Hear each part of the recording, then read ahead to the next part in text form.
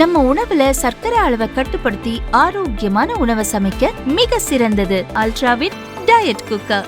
Ultra என்றால் ஆரோக்கியம். Oil pulling அது எப்படி பண்ணுறது? காலையில் எழுந்ததும் எதுவும் சாப்பிடாமல் இதயம் வளத்தை வாயில ஊத்தி நல்லா கொப்பளிக்கணும். அப்புறம் அதை துப்பிடணும்.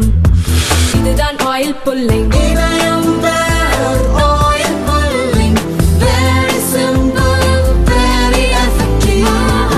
மகாத்மா காந்தியின் 78வது நினைவு தினம் இன்று அனுசரிக்கப்படுகிறது. நாடு முழுதும் அவரது நினைவிடம் மற்றும் உருவச்சிலைக்கு அரசியல் தலைவர்கள் அஞ்சலி செலுத்தி வருகின்றனர்.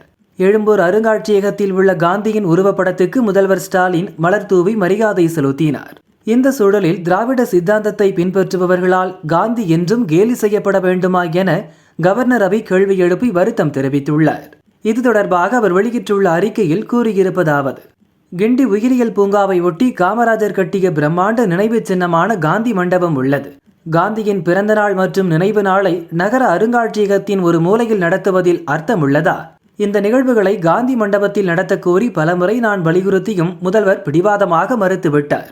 காந்திஜி தனது வாழ்நாளில் திராவிட சித்தாந்தத்தை பின்பற்றுபவர்களால் கடுமையாக எதிர்க்கப்பட்டு கேலி செய்யப்பட்டார். இன்றும் அவர் தொடர்ந்து கேலி செய்யப்பட வேண்டுமா என கவர்னர் ரவி கண்டனம் தெரிவித்துள்ளார்.